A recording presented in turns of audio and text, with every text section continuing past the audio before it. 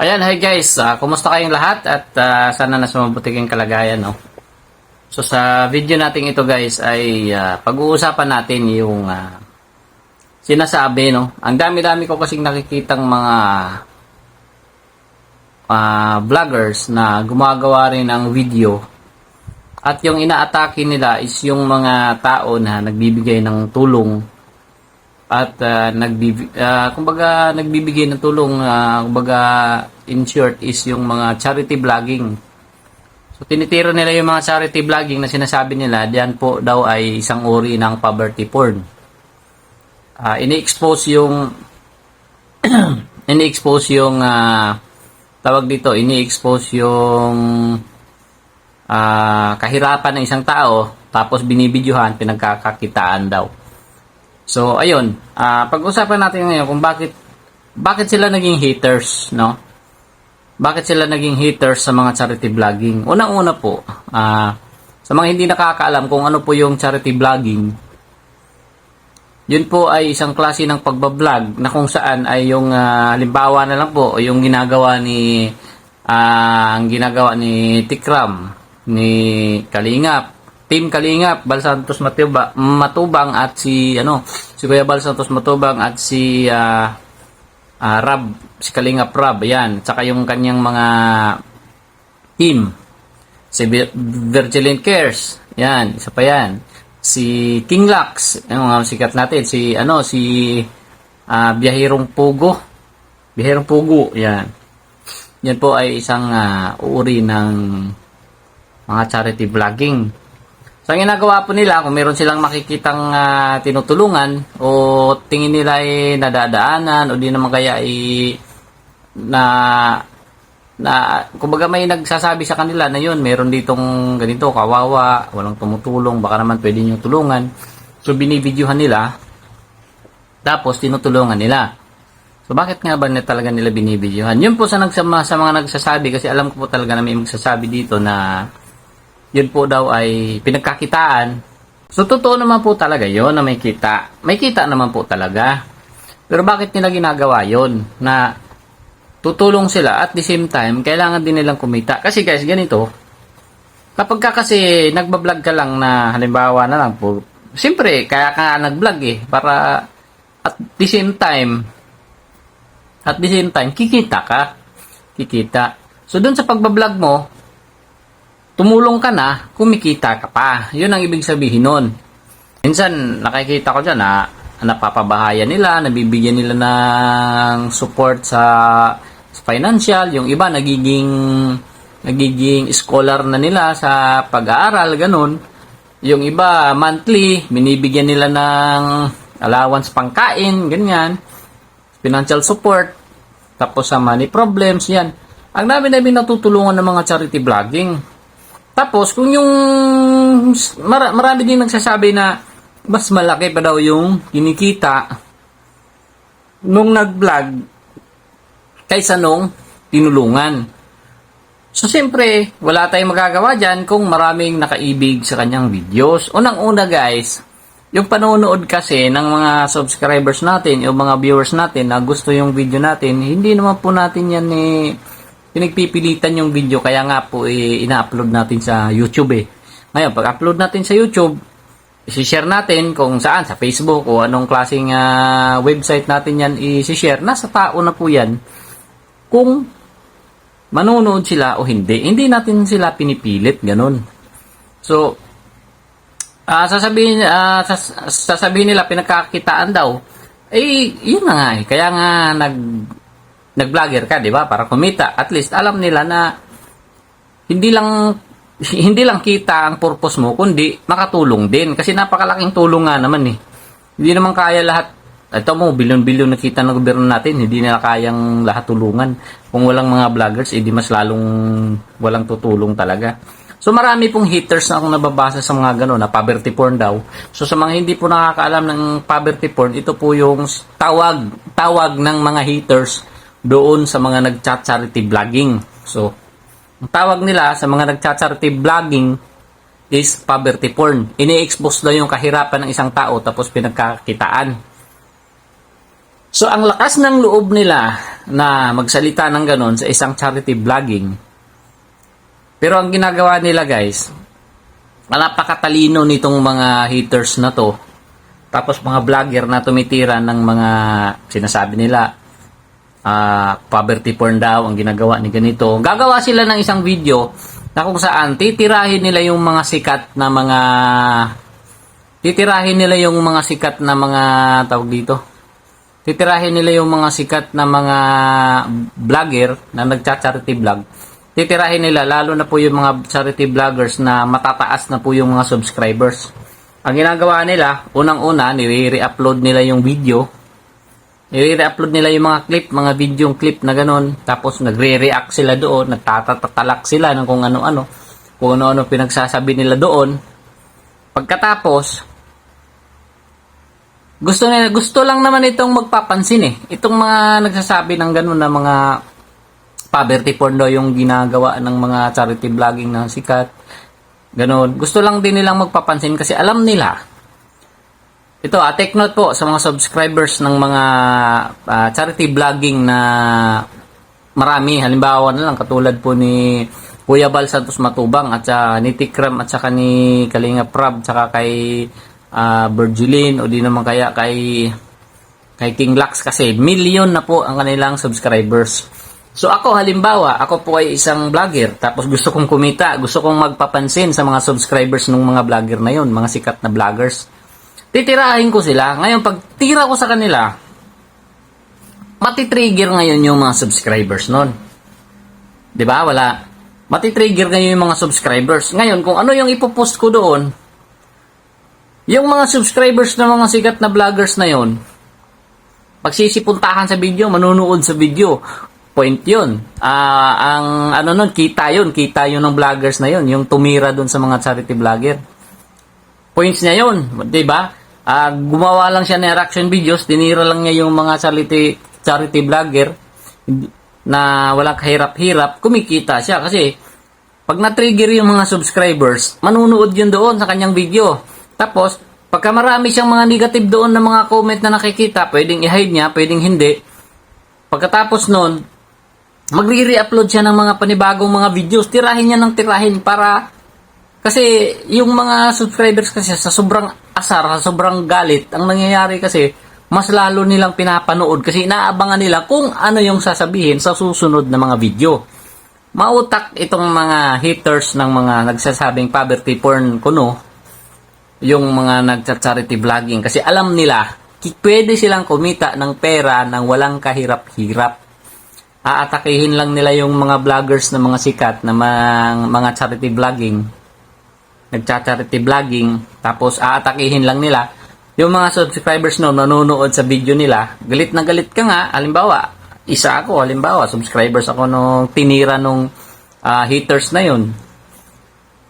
Manonood ako sa video niya, tapos galit-galit, magko-comment ako noon kung ano-ano, dito, ikaw, wala ka namang napala, wala ka mo. Sa susunod, pag nag-upload ka ng video na related pa rin sa mga charity vlogging, siyempre, panunuorin ko yun para malaman ko kung ano na naman ang sasabihin mo. Nagiging interesado ako sa YouTube channel mo, hindi dahil gusto ko yung channel mo, kundi naasar ako sa channel mo at nag-aabang ako kung ano ang susunod mong sasabihin.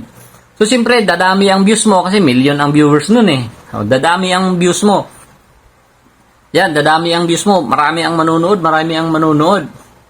So, yun nga ang sinasabi ko. Take note sa mga subscribers ng mga nagcha-charity vlogger, no? Na pag nakakita kayo, ano ba, may nakita na nga ako isang abogado eh. Ang yung pinakikialaman yung ginagawa ni, wala namang subscriber tong abogado na to eh. Makikita ko, mababa talaga yung subscribers niya. Sa pakikialam niya ng pakikialam kay Bal Santos Matubang, nagkakaroon ng interest yung mga subscribers ni Kuya Bal Santos Matubang. Nanunood sa kanyang videos. Kahit maliit lang yung subscribers niya guys, mataas ang views niya. So, hindi po tayo binabayaran ng YouTube sa subscribers. Binabayaran po tayo per views. Kaya matatalino po ang mga namumuna na mga charity vlogging. Para walang kahirap-hirap, kikita sila, magpapapansin sila doon sa mga subscribers na mga charity vlogger. Titirahin nila yung mga charity vlogger na yon. Sasabihin nila na, tumutulong daw, kailangan pa bang videohan. Sipin nyo, haters sila, nakikinabang na nga rin sila doon sa charity vlogger na kanilang tinitira. Kasi, yun nga, pinapanood sila ng mga subscribers, naasar yung mga subscribers, pinapanood, sinusundan sila, gawa nung gustong malaman. Curious yung mga subscribers kung ano ang susunod na sasabihin na naman sa susunod na video. So, siyempre, mauubos mo yung buong video niya sa kakaasar mo, kakapanood, gusto mo nang durugin yung cellphone mo sa mga sinasabi niya, ganito ba yun. Kahit ako nabubwisit ako pag nakakita ko ng ganyan, no, yung nagre-re-upload ng clip ng mga charity vlogging, tapos magre-react sila na negative, tapos kumikita sila, no? Yun ang talino na ginagamit ng mga haters, no? Ang tawag dyan ay video porn, no? Yung mga nagdanakaw ng clip ng video sa iba, pagkatapos i-upload nila, tapos i-react sila ng negative para matrigger yung mga subscribers nung nire-reactan nila at panonoorin yung video nila. Pag nangyari yon, so kikita siya nang walang kahirap-hirap.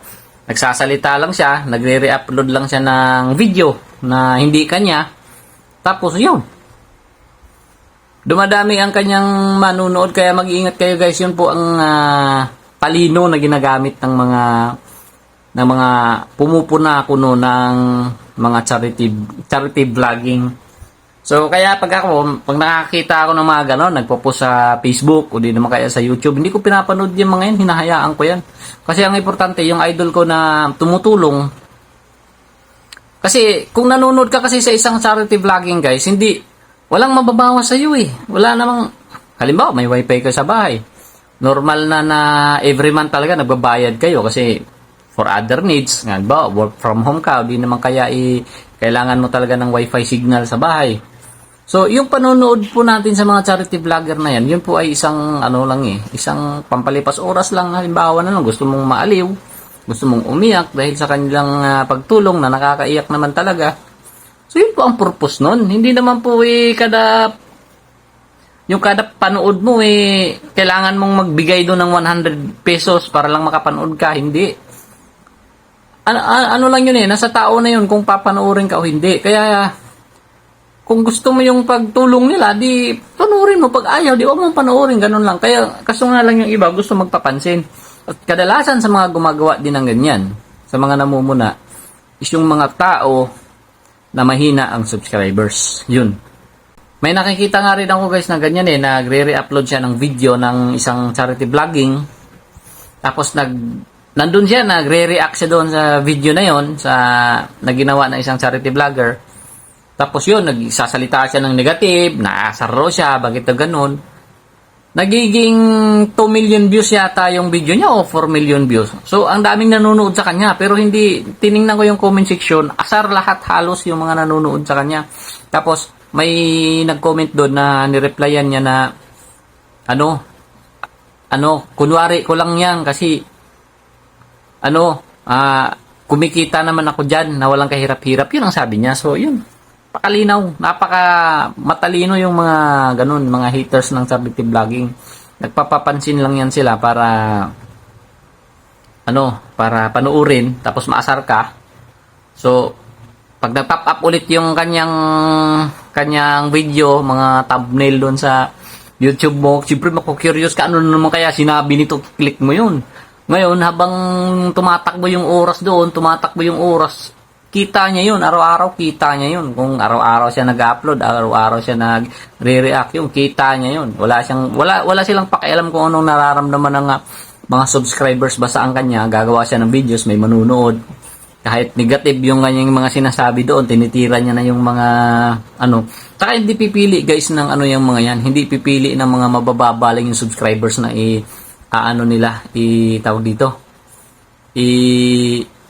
Yung titirahin. Gusto nila yung matataas yung subscribers para marami ang manonood. So, yun lang ang pagkakaiba guys. Maging wise tayo sa susunod. Hayaan na lang natin sila. Ang importante, yung mga idol natin, na mga pinapanood natin, is tumutulong sila. At sabihin na lang natin na kumita sila. Sa kanila na yun. At least, importante, nagbabalik sila sa community. Hindi yung katulad ng iba na, nakiki-upload na nga rin ng video, nire-upload ng video, nagsasalita pa ng negative, wala pang natutulungan kahit sino. So, yun lang naman ang kinakaasar ko eh. So, yan guys, maging, tayo, pagka may nakakita tayong gano'n na nag-a-appear sa mga YouTube news feeds, huwag na nating intindihin yung mga yun. So, yan, maraming salamat sa inyo at sana may manonood nito. Bye-bye. Tsaka pahabol ko guys doon sa mga sa mga nagsasabi na poverty porn kasi nag-out na sana ako ng video. Yung nga lang naalala ko. Kaya nyo nasabi na poverty porn yan ang pagtulong sa kapwa tapos naka-video. Kaya nyo nasabi yan kasi unang-una, wala kayong pera para pang ganun. Hindi nyo kaya yung ginagawa ng mga sikat na vlogger na tumutulong tapos nagbibigay din. Tawag dito, nag-content ng charity vlogging tapos nakatulong, nag-content na nakatulong pa. So, hindi nyo kaya yun. Ibig sabihin, wala kayong ganito pang simula. Kasi, kung meron, ginawa nyo na rin sana yan sa mga channel ninyo. Naiinggit lang kayo kasi wala kayong pagsimula eh. Kaya nakikita nyo, yung iba, sikat na. So, marami nakita yung YouTube channel nila. Kayo, nga, wala kayong pansimula. O, kung meron man, ayaw nyo wala talaga sa loob ninyo yung wala talaga sa loob na yung pagtulong, kundi gusto nyo lang kikita lang kayo ng kikita, ayaw nyong maglabas ng pera nyo na ibalik sa komunidad, ganun. Kumbaga dalawang dahilan lang yan eh. Kung hindi kayo inggit, wala kayong pera para charity vlogging, ganun lang yun. Kaya kayo kuda ng kuda, putak kayo ng putak, nagpapapansin kayo doon sa mga subscribers nga ng mga sikat, tinitira ninyo para pansinin kayo ng mga subscribers nyo, panunuorin kayo kasi wala kayong ganito. Kung hindi man, madamot kayo, ayaw nyo mag-share ng blessings nyo, ayaw nyo magbigay. So ganun lang kasimple yun eh, diba?